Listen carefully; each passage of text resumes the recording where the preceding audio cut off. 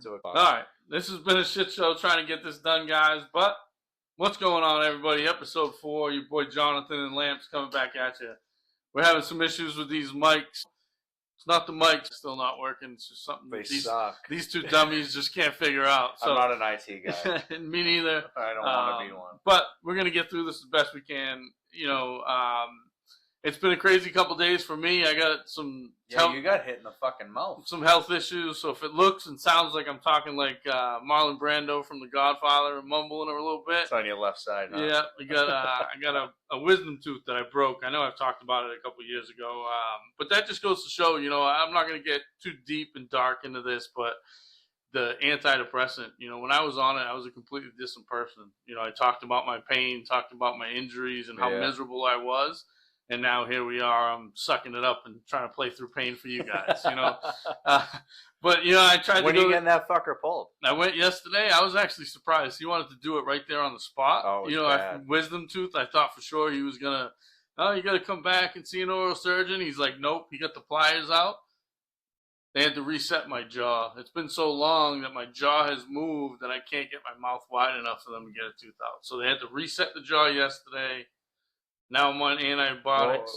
Who'd you go to? What doctor? Just some random no-name guy in the middle of my hometown that Mass Health paid for. So that's good. Yeah, so we'll figure out if I get infected. Yeah, it's been rough. It's been a rough few days. For 2 weeks, I've been eating nothing but soup and yogurt tropical packets. smoothie. I got extras at the house for the kids if you ever need them.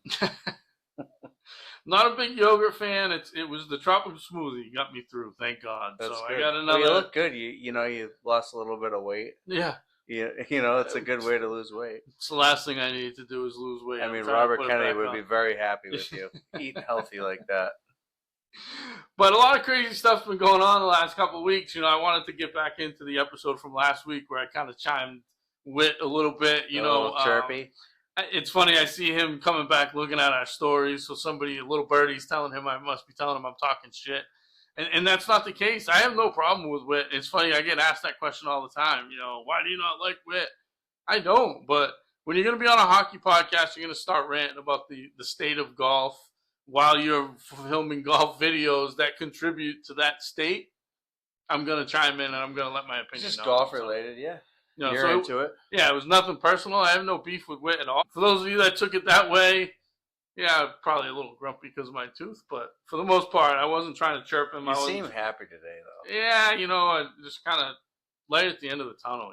It's just just get that fucker. It's so frustrating. One of the things that I've been talking about with people behind the scenes is, like I said, that medication that I was on, it had me a completely different person. And yes, I battle with depression and I struggle with stuff like that, but it's never like, woe is me or I'm sad. Pain makes it way worse. Miserable. When I'm miserable and I'm in pain, I'm miserable. Yeah. I'm the first to admit it. I don't want to be around people. I try to avoid people the best I can. And for the past 2 years, I've avoided people completely. This whole mic issue gets completely solved if we just sit in our cars in a different site. But it's the motivation of getting up, getting out, talking golf, smiling with your ugly mug, laughing at you when I get to talk shit. So, but here we are. We're ready to talk some golf. There's a lot going on. One of the things that I wanted to talk about when it came up to wit, is golf's losing when it comes to the mainstream now. The only time you hear about it is when it's negative, Especially with the LIV and the PGA Tour bullshit going back and forth. That hasn't helped. No, not at all. Last week or 2 weeks ago, you saw there was an agreement between the PGA Tour and then Nothing. It was the agreement that didn't happen. I mean, it hasn't been... And you don't get many updates. No, it hasn't been reported on the news. They haven't talked about it. So that was the point that I was trying to make. I know I kind of probably got stuck and went off topic a little. That was what came across my page and my feed. It was a negative about golf and how slow it's gotten.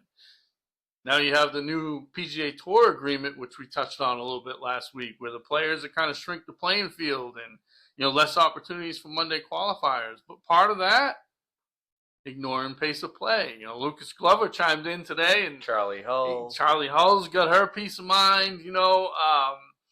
Even Mark Wahlberg. Yeah, Mark Wahlberg. The only thing with Wahlberg, I was at a club when he was trying to join. Yeah, and he showed up with an entourage. So yeah, it's a lot easier to play speed golf when you get to hit the bunker shot and run because somebody else is raking your bunker, or you get to hit your putt and run to the next tee while somebody's standing behind and fixing the ball. He might even have somebody taking the ball out of the cup for him. Probably. But the thing is, all we're hearing is influencers. There's no sports topics. There's no conversations. Well, that's why it's nice to hear people like Lucas and Charlie Ho, who are actually doing it for a living, standing up for the game, saying it's too fucking slow. Yeah, I agree. Because the majority of people who are talking about slow games, they all belong to clubs. They don't have to experience the same. Their version of slow play is a lot different than our version of slow play. 100, yeah, and you go to a public course, you can expect slow play. Yeah. When the majority of the people chirping about it aren't complaining about public golf, they're complaining about, it was slow at my country club. I played in 4.5 instead of 6, right? Yeah, get over it. Yeah. But, it all comes back to the party, and we talked about it in the last episode. And unfortunately, golf influencers are now selling more products than tour players, and they're more of an influential voice in golf than the guys that know the game and the people that want to talk golf. There's no more morning drive. You never hear about it on Sports Center. No. So the only voices that new beginner golfers and guys that don't know any better have the choice to listen to are the guys like Whitney. And then they hear him talking about slow play, and then they turn on a Sandbaggers episode. Yeah. And they're contributing to it. I liked influencers at the beginning. I know you're a huge fan of Paige Sporanic. Every time I mention her name, everybody's guy's eyes light up. But, the one thing that a lot of people don't realize, and I think she kind of got off track a little bit, she was golf first. Yeah, she played on LPGA. And she tried. She never quite made it, but she played some Futura's events. She's a legitimate player. She's a stick. And she was talking about it the other day about how now she has her own golf content page. Well, you are a golf influencer. Your main page should be golf first. And I get it. She's sexy and sex sells, but I can find that anywhere. You can, but it's everyone's going to have their own fan base. Exactly. I think where the PGA Tour's lost is, you look at a guy like Bryson, right? Mm-hmm. He leaves the PGA Tour, goes over to Live, starts up a YouTube channel. He has more views than the PGA Tour. Yeah. That's fucking pathetic. It's insane. The PGA Tour should be ashamed of themselves. They have all that money, and you got one dude just kicking you in. Kicking your ass. Yeah, exactly. I agree. Are you watching the Hole-in-One? Have you been watching it? I've been watching it, but I don't know. To me, it's like, are you trying to show off your house? Like, I'm not... Like, I get it. You're trying to do something cool. But see, that's the whole thing that I'm talking about when I say golf has kind of lost its way. The guys that's hitting a shot over his house. Over his mansion. Over his mansion is getting more views than a guy, not this past week, we talked about it a couple of weeks ago, Austin Eckroat shooting 62 to win. Yeah, no one even knew. Nobody knew. And then this week, I guarantee one of the Bryan brothers, who's an influencer, shot 61 on the PGA Tour. Yeah. So that's what I'm talking about, how golf doesn't have its seat at the mainstream anymore. It doesn't. We're following more guys like Bryson hitting shots over the building than we are. I mean, I know his aim point on his house now. Yeah, I've watched it so many times. I'm like, oh, that's a good one. Yeah. You don't can even tell when it leaves the face. You know where it's going. Yeah. Hey, did you wear camo on purpose? Did you? I actually didn't. I actually thought about not throwing this on, but the shirt I had on had a huge coffee stain on it, and I didn't have a choice. I just noticed that. Yeah, we looked like a couple of boys trying to play a member guest, a member somewhere, celebrating the camo. But the dude that's like, "Hi, my name is Sonny." They do the ice cream truck. They have the big yellow. Yeah, okay. Right. So he did an outfit the other day that nobody would ever question him in terms of dress code, but it was brutal. So there's a difference between look and acceptable. His outfit was acceptable. You couldn't pay me to wear it. Yeah. So there's a difference. It met all the criteria for walking onto a golf course. It did. You had the white belt, you had black pants, you had a black shirt with neon green alien heads and a neon green flat brim. Did you ever see that looked like it had been under his tire for 2 weeks? Oh, that's when it drives me up a wall. Yeah, you do not like flat brims. But you know how Bob does sports when what's his buddy there that always came out of the house and he's like, "What are you wearing? Oh, That's yes, terrible." I do know what you're talking That about. Why that's am I drawing a fucking blank funny. on his name? It's not Fat Perez. It's the other one. Yeah, I don't know. I know what you're talking about. I'm drawing a blank. It's the one that he dragged him to play the worst golf course in the world and said they were going to play the place in Those guys are great. the place in San Diego. Well, I'm drawing a blank all over the map today. Torrey Pines. Oh, So he said, "Hey, you got an 8:00 tee time at Torrey Pines." Dude comes out of the house dressed head to toe, and he's like laughing. Bob's giggling the whole time. Oh, man. And then they take him to some dumb hole in the wall muni track, But it's funny. Bob Does Sports was one of the things that I wanted to talk about. He's a cat. They're all Callaway guys, and they came out with their golf ball last week with the pixels all over it. Yeah, that says okay. Bob Does. What are your opinion about the pixel golf balls? I'm a white golf ball guy. Just give me a white Pro V1X. That's all I want. But then you get the companies. Don't even get me started. I'm not going to go on a rant because they're at it again today. My Golf Spy. He's like, "Oh, is the white golf ball going to be obsolete?" And blah blah blah blah. Never. It won't be. It's not going to be. What's the first thing you think of when you see a dude hitting a yellow ball? Corny. My ex used to play yellow balls, and I used to make fun of her all the time. Yeah, I have another word that I like to use. I don't know if I can say it. Yeah, I don't want to get us canceled already, so settle down. The pixels, I can see, some of the tour players are playing them, whatever. I'm not a fan of it, but still, white on white is just kind of me, And just use the stock alignment marker. I mean, I just get a custom number, and that's how I know my ball. I use number 12s, and I set up, like, when I'm putting. The one thing that I talk about with students a lot of times is, some guys get so fixated on the line that they forget that you have 2.5 inches on either side where you can still make it. Yeah. The hole's not golf ball width wide. So get it started. I set the Titleist down because it's not precise. It's got enough give either way where if I'm off a little bit, I'm not standing over the ball saying, "Oh my God, is this offline?" Or you know what I mean? It's one of those things. People focus on that. I've tried. Don't fall in love with the line. Oh yeah, they fall in love with the line and they forget to hit the button. I've tried everything. I've tried. I've back in the day, I've had guys give me Nike balls, Callaway, TaylorMade, and it's just something about on the putting green, the way the Titleist has always looked. To me, I can't change. It doesn't matter what. Even though it's a white golf ball and there are other white golf, it's just classic. Yeah. It's a great golf ball. Podcast brought to you by Titleist. Yeah, exactly. Right. Today, they posted the top golf balls in each category. MaxFly, which is the Dick's house brand. Clearly, they're getting paid to put that one on there. My God. And then the other one that cracked me up is Mizuno. I've played golf for 40 years. Mizuno has and balls. I've never seen a golf ball, a player playing If I don't play Titleist, I go for the Molotors, personally. I mean, nothing better than a hard Molitor on a 45-degree day. The reason why I bring it up, and it goes back to the influencers selling products and stuff, you got all these new brands. You got Vice, you've got Encore, you've got Snell. Everywhere. You've got all these low-budget golf balls, and the only one that they're pushing is the one that they get paid to push. It's just like these fitting companies like Club Champion, and they get paid to push a product. Certain products, yeah. They get kickbacks. It's called spiffs, and it sucks. Yeah. But then you get guys like, Bob selling Callaway and Good Goods coming out with shafts. They came out with their jailbreak putter. It's one of those things where, I wanted to get a little bit more into the female side of things because they were the first influencers, the females. They were on Instagram. They were on Snapchat. And then all of a sudden, it got big and it got mainstream and sex began to sell as opposed to golf. So like the originals, the OGs, you got Paige Sporanic, Haley Ostrom, Mackenzie Lynn. But a lot of the golfers today don't even know about Blair O'Neill and Natalie Gulbis that were out on the LPGA Tour. And, so there was more to this golf influencer thing before everybody got involved. And now it's so big. It's guys, girls. Well, social. They could sell anything they want. I mean, they just won an election. And social had a big part to do with that. Exactly. Podcast had a big part to do with that. Yep.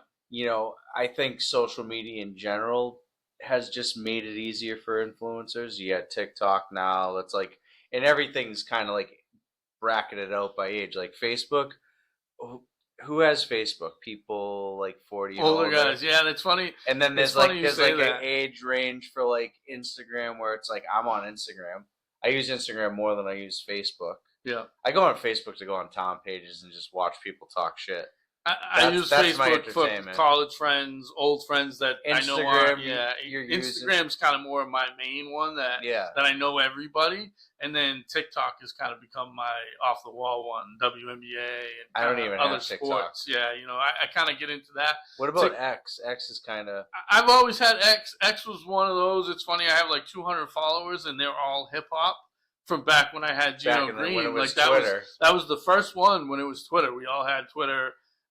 But yeah, you know, so social media, I think it's had a negative influence on society in a lot of ways. It's terrible, and I have a fear, I have a fear that it's gonna do the same thing to golf. It's negatively impacted a lot of industries. It's also helped a lot of industries. Oh, without a doubt, it helped to sell stuff. That's without a doubt.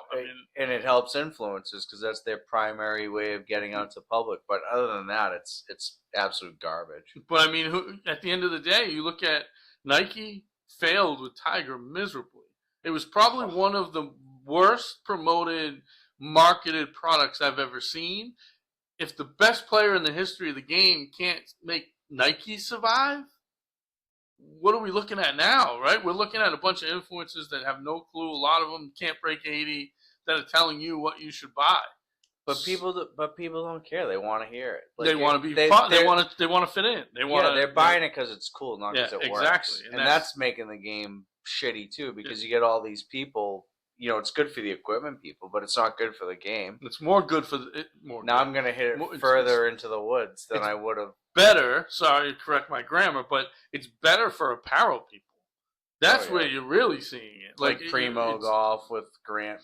Everybody has an apparel line now. It's like, and they all have the same clothes. It's all the same prints. It's all the same hoodies. It's all, it gets made in the same factory. Yeah, probably. A lot of it probably does. You know, you go back to, we were talking earlier in a couple episodes, B. Draddy, Grayson, a couple others were all designers from Polo and Ralph Lauren. Yep. But now, those guys, are they surviving? You know what's funny? We talked about one of the brands we talked about was Juice when all that came up. And back in 2016 or 17, when you and I played the Pro Scratch at Old Sandwich, we were sitting in the locker room talking to one of the national sales reps from Grayson. And around that same time, it was Juice and Grayson that were coming up around the same time. And if you'd have asked me then, I would have said Juice had a better opportunity to blow up. And it didn't happen. Grayson did. And Grayson now it took over. And not only did it take over, it's become a lifestyle brand as well. Now they're doing NFL stuff, college stuff. So what? But they probably had to venture outside of golf because golf right now, in my opinion, with brands is saturated. It is. How many ads do you get on your phone every day? It's Red Vanley, it's Grayson, G4, all the time. Peter Millar, all this shit. Yep. And there's not one that I mean, I'm a Grayson guy, mostly because of the fit.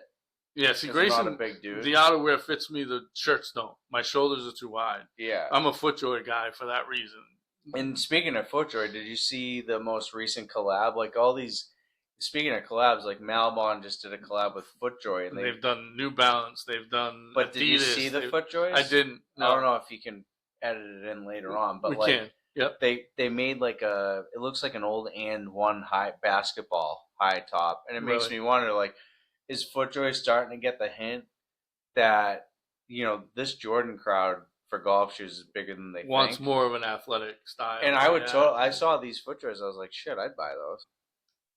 FootJoy's always kind of been in and out. They had the FootJoy Extreme way back that almost looked like a football cleat. Like it was. I don't remember. It was those. wide. It was massive, and then they went back. It all depends on what their guys. I used to like the Pro SLs. Those were good. The Pro SL's still around. I'm a Premier guy. Premier's a nice I've always classic. liked the Icon and the Classic, and I've always worn that. That traditional style shoe. Unless I'm wearing shorts, then I'll rock the Pro SLs or whatever. These are the things that golfers today don't even pay attention to. They don't even notice. They don't care. They buy what their boys are buying. They don't care if it helps their game. They don't care. You know what I mean? Like, and it's funny. You come up with all these creative names. Tiger, for example, Sunday Red. Like, they're trying to be smarter than the other guys in the room, and instead of just saying Sunday Red, it's Sunday Red. You dumb fuck. You know what I mean? Sunday Red's terrible. It's just a weird name. There's nothing about any part of that. You're trying way too hard to be creative and be special. There was a couple shirts I liked. The hoodies, I don't mind the logo, but when they put in the SDR, it looks cheap. It looks like somebody from down the street who just found their way to an embroidery. I mean, put the guy's machine. Initials on it. Like, put TW. I don't think any of his shit ever had the appeal. No, nothing. It never, like... Even his shoes, there was one pair of shoes... 2013. No, for me it was the 2007. It was a golf shoe style. It had like a gray canvas spot on the front. Okay. And it looked athletic. It looked like a Jordan kind of style. It seemed like they were trying to take Tiger to that Jordan place. He just never got there. It just never got there. And then the Jordans came out and everybody was all over it. But a funny part of that, side note on that, is back in like 2006 or 7 when I was working at Edwin Watts, Nike tried to come out with the Dunks and they didn't fly. Golf shoe dunks, and they didn't fly, but the Jordan ones did. So it's just a different place. It's it's. I mean, you're starting to see things evolve. The Jordan ones that came out, and I know people will correct me, but I'm pretty sure I'm a Jordan guy. So 2017 Jordan ones, they came out with a very similar sole, or if not the same sole, to the Tiger Woods shoes that were released in 2013. Yeah, this sole right here. Yeah, that training sole. Yeah. Yep. And probably not great for the camera, but for those of you at home, you see it. You see the bottom of the sole right here. Yeah, that was the best sole. That was the sole that athletic style. Has some give to it. Yeah, it's a great sole. I mean, I know you don't like it because of the heel thing, yeah. But that's a personal preference. That's a personal golf swing preference, not a performance preference.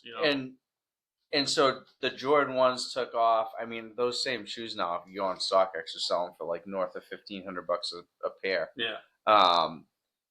And then they just came out with the spikeless ones on the Jordan ones, which suck.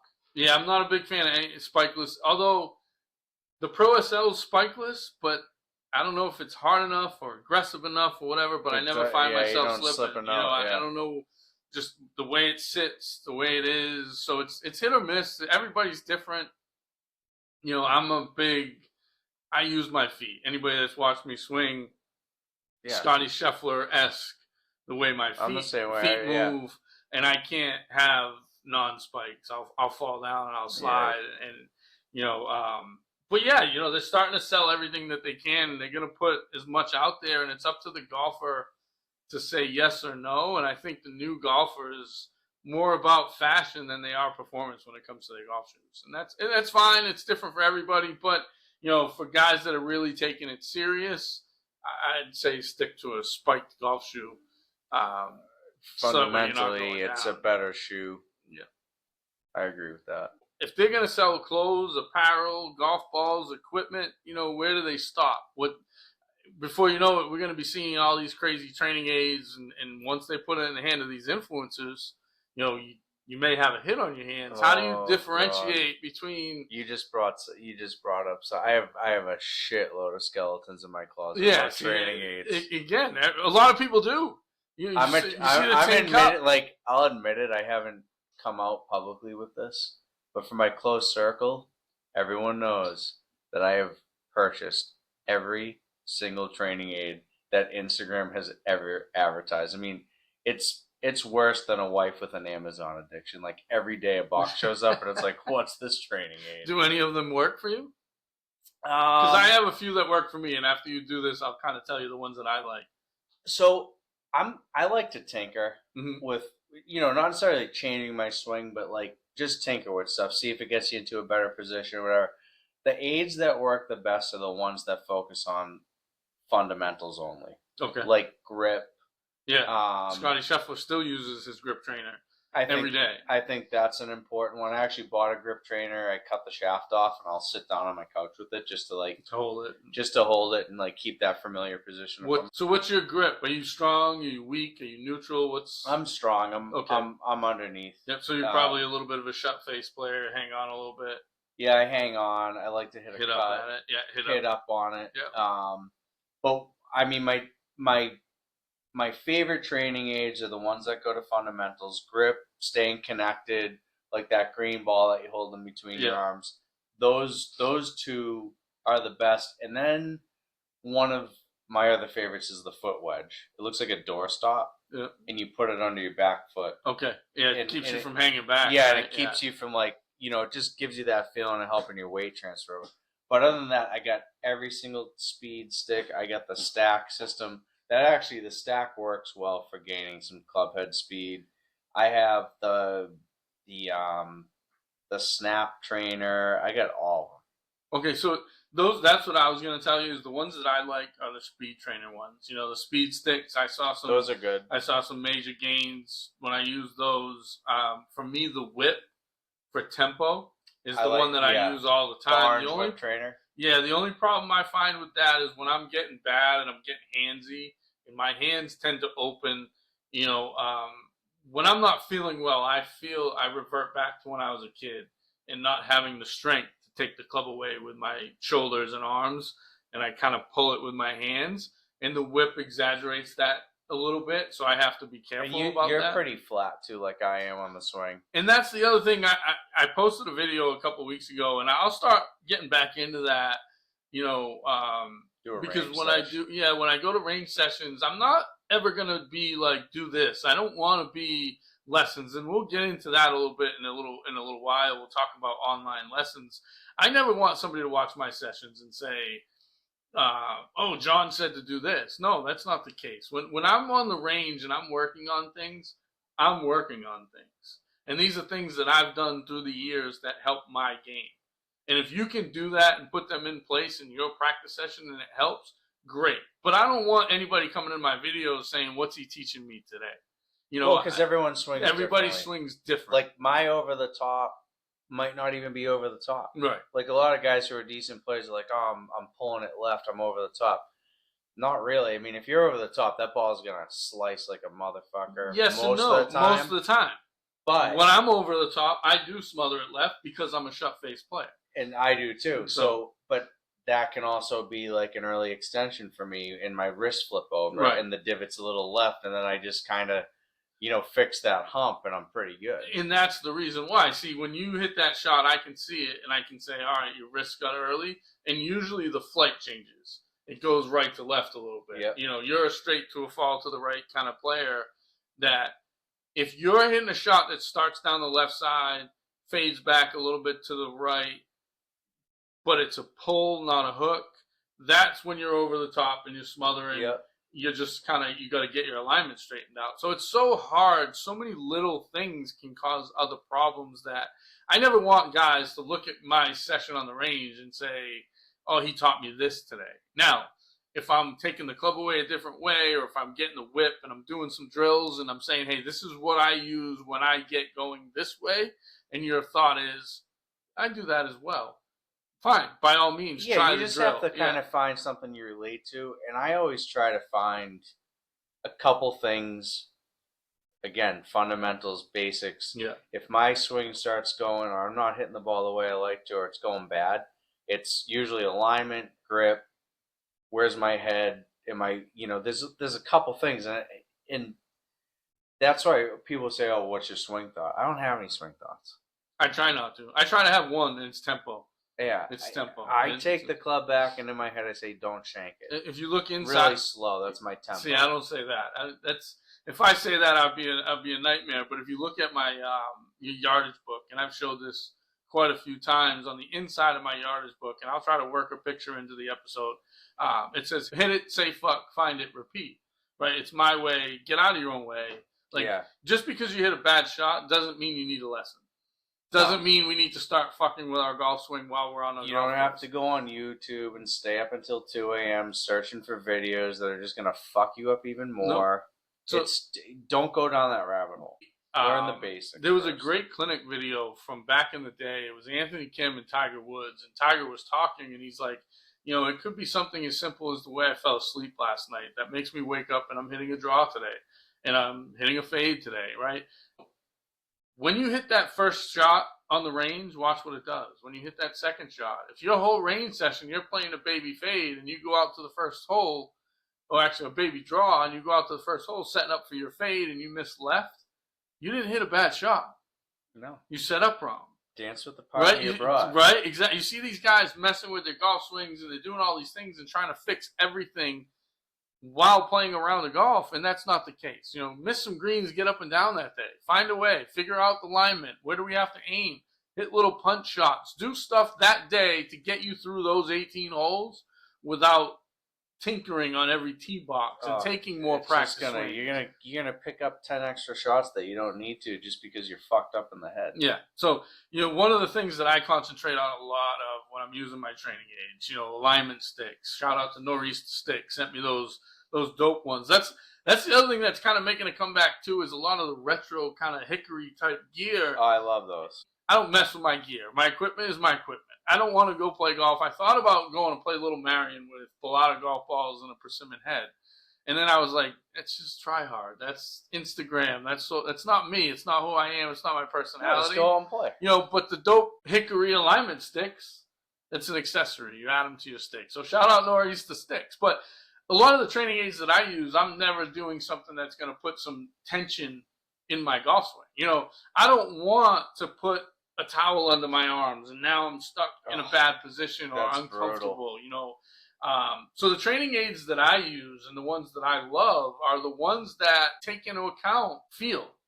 You know, they're not forcing you into a position that you're not comfortable getting into. You know, I had a girl, she worked with a teacher. She came into me for a fitting. She was hitting it great. She decided to go to another teacher. And I saw her 2 weeks later standing on the driving range with a towel under her arms, hitting shank after shank after shank. That's not progress. That's not helping. You know, one of the influences that I wanted to talk about that I really follow along is Carol Priscilla. She's probably in her early 30s, late 20s. Of course, she's sexy, but she's golf first. And the other day she went out and played right after a lesson. She's like, I'm hitting it sideways today. And then she quit. And I'm like, don't quit. Go play. Play through it. Find a way to grind. Find a way to score. It's tough, though. I mean, we've all been there, but it makes you a better player if you can grind through it. You're going to hit out of a shitty shot. You're going to hit a good shot. And you'll figure it out. Find a way. You find a way or you don't. And even if you shoot 80 or 85 that day, okay, then you go to the range and say, how do I make sure when I don't have it that day, I don't shoot 85? But you got to have a baseline that you go back to. Yeah. You got to have that one thing that you go back to that takes all the other bullshit out of play. Yeah. And you're like, all right, back to the basics. And that's where the training aids come in. And the training aids that can help you get back to the basics, I think can help. I think some of the training aids get a little too much. I mean, the funniest one is Ting Cup. You know, you see the scene after he gets the shanks. He's got the shit hanging everywhere, and he sits down with the shrink, and he's like, I mean, what was that old school? Was it the Medicus? Yeah, that thing is like almost impossible. Holy fuck! For me, with my flat swing, I can't get the club away in a good enough position. The thing breaks, snaps in a million pieces. So it's like you're banging your head against the wall. It's like you're pissing into a wind. And there are a lot of gimmicks. I think one of the biggest things you don't see with training aids is like no one ever talks about short game training aids. Yeah, there's putting ones, but you know, when was the last time anyone bought a putting training aid? I'd like to see the stats on that because that's the first thing that I bought, like a putting training. One of my favorite ones is the putting mirror. You know, that thing's awesome. Especially the ones with the if you put the mirror down, it'll have two spots to put the tees to do the gate, so you can do the gate drill as well. I mean, right behind you on the floor, that's another one. 3 feet, but it's like, how far do you take the putter back? How far do you follow through? It's the skills one. Yeah, like same $40 thing. bucks. I was going to say skills. Barstool offers the same thing. Yeah. Foreplay has one. It's the same mat. It goes up a little bit of a ramp, and then it comes down to you. Yeah. But like he said, it's really good in terms of the length of stroke and the feel. And but 100%, not a lot of guys use training aids for putters. One of the ones that we used to use back in college that I really liked was the Rick Smith's magnets. I haven't even it's heard basically of those. the gate drill, but you put it on your putter. No So shit. it has two things that stick off your putter. So if you don't hit the center. Speaking of that, have you seen the new putter they're selling on Instagram? It's like a block of brass on the end of the shaft. They had that back in the day called the Plop. Oh, Who's selling it now? I don't even know. I saw it and I was like, "What is this?" But it's like you can't miss because you have to focus on it. Hit the center. Like, yep. So there was one called the Plop back in the day, and it was actually a putter. It wasn't a training aid, but this is a putter too. Like, yeah. It's not a training aid. It's a putter. Yeah, like buy this and putt with it. Like, what the fuck? Yeah, it's. See, some of that stuff is weird to me. If it's doing more harm than good, especially for higher handicappers, those guys that aren't breaking 80, the 15 and above. And I don't mean to call guys that are in their teens but and what handicaps high handicaps. handicaps. I mean, I used to come to you and shit was going a little sideways, and I'm not a high handicapper. But what do you say to like the high handicappers? You just got to get them to figure out how do you hit the ball solid, and then go from there. Once don't you're swing out of your shoes. Once you're making center cut contact, then you can start to chase speed. Then you figure everything else out. I'm not a big fan. I have heard some teachers online talking about swing 80%. I feel like the average golfer gets in more trouble trying to guide. Well, then you get they don't understand what 100% is. So how do they know what 80% is? Now you're just stuck hitting driver 220 for the rest of your life.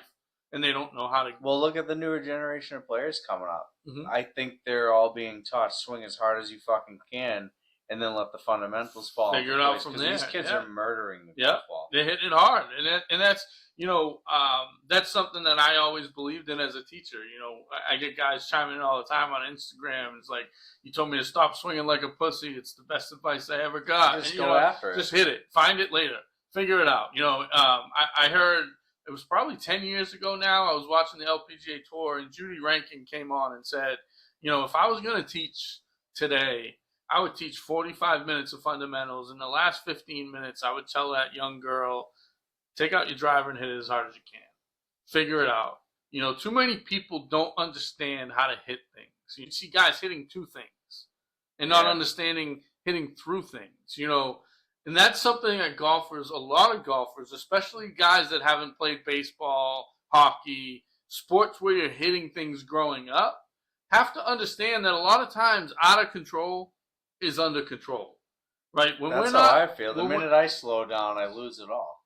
Exactly. If I want to go easy, I'll open my stance. I'll take it back a little shorter. But once I set it and I'm ready to go, I go 100%. Because your mind is used to what you usually do. When you're at a dress, your mind's already going, exactly, I'm going to hammer a golf ball. Yep. Or I'm going to swing hard. The minute you try to slow that down, a baby shot, maybe your upper body gets ahead, your lower body stops, you pull it. Maybe the opposite happens, and timing. It's all timing. You block one. Yep. But you're in your mind, you already know what you're going to do. Exactly. And when you slow it down, it fucks it up. You have to practice it. Your body is smarter than we give it credit for. If we set up properly, our alignment is right, and we're looking at a proper target, 9 times out of 10, the ball is going to go towards that target. And that's one thing you taught me a while ago, because I was, I used to draw the shit out of the golf ball. But what I realized, it wasn't a draw, it was a fucking hook.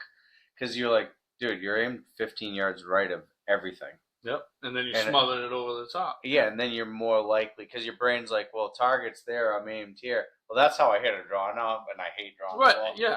But when you have to, now you have it. But you can't play that with a shut face grip, pointing right, closed stance, over the top smother, playing a draw. You can't control it. It's death. You don't know how much it's going to do on every shot. Yeah. So it's like you find your shot, you find your rhythm, and then how do we control our misses, right? For me, I'm like you. I have a shut face. I used to play a big hook. And it wasn't until I learned how to hang on and play a cut that I took my misses from 30 yards left to 10 yards right. Yeah, it makes a big difference. Huge. So, and that is where I think a lot of the higher handicappers or the guys that aren't really paying attention can lose their way indoors on a simulator. Oh, Jesus. If the monitor is not set up right and you're aimed on a bad spot, Talk about a false sense of security. you think you're aiming straight and you're aiming straight into the monitor, but if the monitor is not pointed straight, you're not aiming straight. Yeah. So then you hit a good shot, you think you're hitting it great, and really you're not. You're just finding a way to compromise. I can't stand indoor golf. Yeah. So I did it 1 year and it fucked me. When I went out, I was like, "Oh, I've been playing great." Like you think you're swinging good. I got way flatter because you're psychologically you're inside. Yeah. You know, it was when Harmon first put in the simulators. Yeah. They have a high enough ceiling, but it's not high enough. Like you're not outside. It's not the same. But if you were in a warehouse, right? Yeah, exactly. Fine. Yeah. You know, you'd feel a lot freer. I think everyone who's getting into the simulator business, they're just jamming them into places that probably aren't perfect. It's not a perfect environment to actually do it. So Harmon, my one knock on Harmon when they did it was I said, let's do one. There wasn't enough space in there to do two. When you get into a simulator and there's all kinds of stuff going on around you, it's a lot. It's just tough to focus. It's tough to play golf. Like you said, you're afraid of your surroundings. Like I'm super flat. You're like this. I always feel like I'm going to hit the back wall. Yeah. You know, I got a funny story about this, and it was outside. Second round of the Cape Cod Open. The driving range at Hyannis comes to a point. And I was standing on the first station right here, and a fucking left-hander came up behind me. I hit like 3 or 4 shots, and I felt like I was going to hit his club, and I'm like, all right, well, I'm getting nothing accomplished. It fucks with you, dude. Sure enough, my first hole was the 7th hole, a little par 3. I was playing with Ricky Steinmetz. I'll never forget. We started laughing because I was pissed because I shanked it. I was boxed up, afraid to hit the guy behind me while I was warming up, and then we get out on the golf course, and sure enough, felt like you were handcuffed. First swing, I hit a shank. So that's how I feel when I'm in a simulator, especially if there's somebody behind me, being as flat as I am. So I'm not a huge fan of simulated golf. There was a guy, he's a car salesman, start hitting the wine, and he'd jump into the simulator. And he'd do everything that we would accomplish in lessons and fittings right out the window. Because he'd go right back to his old bad habits. And then I'd see him playing bad again the next day, and I'd be like, dude, we just had you figured out. I think there's a place for them. I just think time and a place for everything. They're a video game. Yeah, and for me, like I just want a net. I just want a net. Just give me TrackMan numbers. That's it. When I would practice into a net, a lot of times I would practice with just my TrackMan, just the iPad. Show me the numbers and the grouping. Yeah. I don't need to see. Oh, you hit the fairway. No, I didn't. I know that's offline. Like, I can see it. Just because you're shrinking my misses, don't tell me I hit the fairway. So I would set up indoors with TrackMan and just the iPad.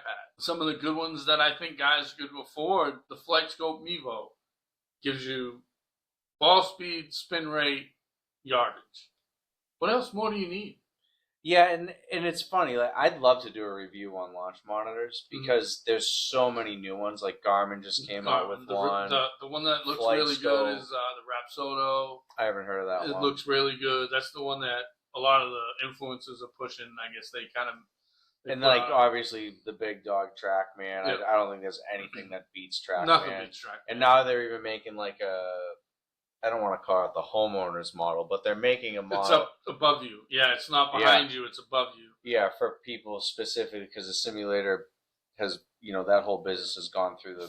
Foresight is kind of the indoor one. That you know, when you're gonna play simulated golf, I want to play on a Foresight. They're the best ones. FlightScope, there's another one. FlightScope's not great. They're the lower. They have the Mevo Plus, which is like the Mevo's 500. The Mevo Plus is 2,500. But they're trying to hit that market. Where it's affordable, the $500 to $1,000 range, which is still a lot for people, but no one's gonna go out and buy a $15,000 to $20,000 monitor. And there's no need for it. No. I don't think you gain anything from it. I think if anything, you're gonna do yourself a disservice. Like I said. Then you're gonna start. You talk about like these training aids and all the stuff that people get caught up with numbers and they get too obsessed. Like, what's my swing speed? What's it? You can swing as hard as you want if your smash factor is 138 on your driver. You're going to spin the fuck out of it. Spinning through the roof. We've gotten to the point now with equipment. There's nothing bad on the market. You get these companies. That's why I hate my golf spy. They're just clickbait. Yeah. What can they push? They trashed the golf ball company a couple weeks ago, said because they cut it open and it was off by like 0.0002 100ths of an inch. Well, does that matter? Has he done testing on it? Does it affect flight? At what spot is... It doesn't matter because you put it in an Epsom salt bath like Bryson does, and you find the point. When you hit a golf ball, it smushes. It's not round when it leaves your face. No. So if it's off by 0.0002 inches, that's just clickbait. You're just looking for a reason. But who's paying them to say? That's what the average golfer is. Yeah. My frustration with my golf spot came back in 2017 when I worked for Titleist. Not only were they bashing the 917 driver, but they had Titleist like the number 4 ranked golf ball on the market. That's clickbait. And you know why they were doing it? Because Titleist didn't send them free product. Yeah. And every time I'd say something, I'm like, what shaft are you using? Oh, just a stock one. We had to go buy it at Dick's. Titleist wouldn't send us anything. So you turn around and bash them because they didn't send it? That's why, and now I'm more embarrassed for Titleist than I am my golf spot doing business with them. Yeah. They shit on you for years, and now because you're a publicly traded company and you're like, oh, they got a following, we got to cater to them now. Yeah. Now Titleist now it's MaxFly, Mizuno, and Titleist. Like it's. What's your I'm a big, obviously people who know me, I love Titleist, always have. Yeah. And fairly they've had better numbers on TrackMan for me than all the other brands. What's the worst Titleist driver that they've released? 917. You thought it was a 917? 917. I thought the 915 sucked. So the 915 was good. It didn't have a good sound. So a lot of people didn't like the 915. Numbers wise, I thought the 13 was awesome. Yeah. But again, the 13 was a high spin. It wasn't great. They hadn't done the speed channel yet. TaylorMade and Adams had already started to do that with the RBGs. And then the 15 came out with the 15 came out with the speed channel. The sound wasn't great. It's funny. That was the year that Titleist flew us all out. Flew the best fitters in the country out to California to train us. And while we were talking about it, we got to sit down with the head engineers. And you know me, if you ask me a question, I'm giving you the honest answer. And they said, well, they were talking about the Callaway Epic. And now all Callaway products have a draw bias in there. Whether they want to admit it or not, you buy the stock Callaway driver, cut it in half, and there's hot melt in the heel that you don't know about that has some draw bias in there. So Callaway came out, they were 45 and a half inches long with hot melt in the heel, and guys were just hitting these low baby draws that just ran forever with no spin. So Titleist launches their driver in September, October, and sure enough, a little half-inch long, 2 grams less in the draw position, all of a sudden, now it's catching them. Well, come March or April, Titleist launched their max speed version of it, set up that way. And I'm like, well, it's too late. Everybody already bought the Callaway. You missed that mark. And then they were like, well, we set up our products to sell to tour players, and then we adjust from there. And I'm like, oh, that's a completely different conversation. You asked me why guys are buying the Callaway driver. I said, because it's hot. And then you told me, well, we have our max speed edition. You didn't at the beginning. Well, now Titleist is starting to release drivers a little earlier. Like the one... They all are now, yeah. Because Titleist was always months behind everybody. Like, if you want... No, they did it on purpose. Titleist always... You used to tell me that. Yeah, they did it in the fall. 1, players are playing better. 2, that's the downtime for the tour. That's when they want those tour players working on that stuff. So January 1, when they're ready to go, it's back in the bag. But this year, like... a lot of them go in the bag anyway. Yeah, the GT this year, I was able to get it, like, beginning of July. Yeah, so they used to do their seeding program with the tour July 4th at Congressional. Yeah. But now the schedule's changed. So again, it goes back to, we've talked about this, and I'm going to get into this in one of these episodes. We're going to talk about the new PGA Tour schedule. I think it's catering to the guy that's playing well, and it's hurting the guys that aren't playing well because they don't have time to fix it. You used to come out in the early season, you had the Masters in April, then you had the Players in May, then you had the U.S. Open in June, then you had the British Open in July, then you had the PGA Championship in August, and the Tour Championship in September. Now everything's bunched up because of the TV schedule, because they don't want to compete with the football So what they've done is now you have all of it jammed up early in the spring, including the players, which we've talked about. It's completely different playing TPC Sawgrass on overseeded rye than it is firm fast Bermuda. Absolutely. But also, it doesn't have that 1 or 2 month window during the season where guys can practice and get better and work on things. It's tournament to tournament to tournament to tournament. You know, you used to have 6 months to hopefully have a good month or two and win a major. Now you have 4. April, June, July. Yeah. That's it. You know, it's... And then you got all these guys now who are, you know, the early players because they have to play in the fall to try to keep their cards and stuff. And no one's watching those tournaments because... Nobody. It's brutal. They're, you know, I don't hear about who won until I see it on Instagram. On Instagram, yep. But you know, they did themselves a disservice by cutting the schedule back and worrying about... I'd watch golf over football all day long, but I'm also not into that type of fucking sport. So that's why I'd rather watch golf. See, but what they missed, and yes, I bet you if you do the numbers, I bet you the ratings of the Tour Championship are up. But when I'd be watching football on Sundays, when it go to commercial, I would flip to the Tour Championship. Yeah. Now, during the fall, there's nothing. I don't flip. I'm watching football and I don't move. I'm not going to the Golf Channel to find 4 guys. They don't even have status. Yeah. They're just playing because the top 50 aren't. And they're just doing it to get ahead, keep their card, get some extra points. Because the minute the big dogs come out, they're nothing. They don't even exist anymore. Which sucks, and it shouldn't be that way. It's almost to the point now we've gotten 2 tours. You know, we'll get into it again. There's something to be said about knowing. All right, I got a player. I'm going to miss the cut. You know, I got to play Friday and Saturday. Whoever just won, I think he was that guy. Like the dude wins, and he had he needed to win to keep his jersey. But he just had a daughter the week before, so it was like great timing. Good. Joel Damon. Joel Damon is a perfect example. He's piling up the points in the fall. He had a horrible season. Yeah. But now he's piling up the points in the fall, and he's going to keep his card, which I have no problem with that. You know, good for him. I like Joel Damon.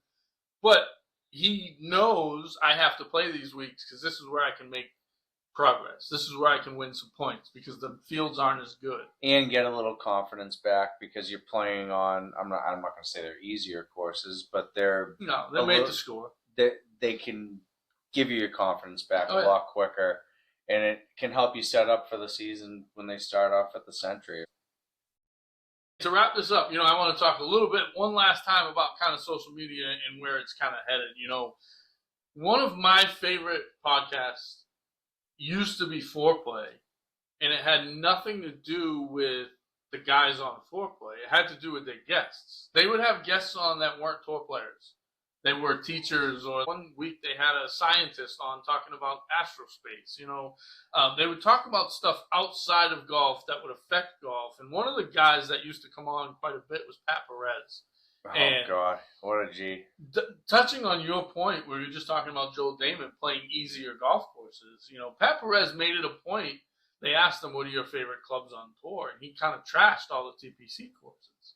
You know, he said, these new golf courses, they're just designed to score. He's like, give me Colonial, give me Augusta, give me all these, the private clubs. Yeah. He would talk about all these different golf courses that he liked, but he wasn't afraid to trash the ones that he didn't and say the same thing that you were saying. You know, just because a golf course is on tour doesn't mean it's a good golf course. No. This course, I mean, look at Deutsche Bank where they had it. No one liked TPC Boston. No, if it wasn't a playoff event, they wouldn't have came. And then when it wasn't a playoff event, I personally could give a fuck less about that course. Like, if you invite me to play there, I might want to. I'll go. The member guests are over the top. Yeah, they do a good job, but is that conditions are always in the... No, I agree. Conditions are always good. Last couple times I played it, though, the greens were soft on a Monday, so I didn't play it on a tournament day. Yeah. But how many golf courses do you know that are less than 20 years old that have been renovated 4 times? You know, how good can it be? So yeah, they're changing it for a reason. Yeah. So, all right, guys, I hope we didn't bounce all over the place too bad. You know, I want to keep these episodes to about an hour, but like I said, wants to listen to us for longer than an hour? But like I said, this is kind of just my opportunity to kind of get out of the house, talk some golf, kind of get back into it a little bit. If I sound like Mumbles or sound like you sounded good Godfather, today. Yeah, you're good. it's been a rough few weeks with this tooth. We should go live with the extraction. Giant sign, no cameras. I'll hold the camera. I know, it'd be funny. I'm not looking forward to it. You know, I've been putting it off. It happened 3 years ago on Christmas. I've been into a Tootsie Roll. Tootsie Roll, is it frozen? No. Well, I mean, it was hard, but it wasn't frozen. And it's just a little piece breaks. Every time a little piece breaks, it's like cutting your leg on glass and then having to put your leg on that broken glass to heal. Oof. So it's like I'm trying to keep my tongue off that tooth, but it's there. So until I can figure that out, you're going to see me kind of miserable, and I haven't eaten in a while. I had a tropical smoothie on the way up here today, and I'll probably have soup for dinner tonight. But I love it. Hopefully 6 days, and it'll be gone. And RFK loves it, too. He loves it. He loves anything health-related. Like I said, I had kind of given up the podcast. I kind of stopped with the golf thing. I kind of pulled back a little bit, and Johnny was like, you know, let's just jump on. Let's have some fun, talk some golf. And I seen the interest pick up. Feel free. If you got ideas, you got something you want to hear us talking about, you know, chime in. Let us know. I love the interactions back in the comment section. I love the answers to the polls. A lot of the polls that I ask, I'll get sarcastic questions, and some of those are the more funny ones. You know, I went 3-1 NFL this weekend, but of course I had some guys talking shit about me betting the Patriots. So, you know, I gave you 3 winners. So, you know, like, I don't know. What are you complaining about? You should just do Johnny's picks. Johnny's weekly picks. Sunday we were talking about getting on and recording, and I just couldn't. I did that 10 or 15 seconds with the picks, and my mouth was on fire. It felt like somebody had a razor blade in there. Yeah, no, it's good. It was me. We're going to keep working at this. Hopefully we figured out the mics today. We got to just let it rip, and then we'll figure out the editing behind the scenes. So, if you know any audio engineers, holler at your boys. Send them along. All right, guys. Until next time, we appreciate your time. See you later. Go.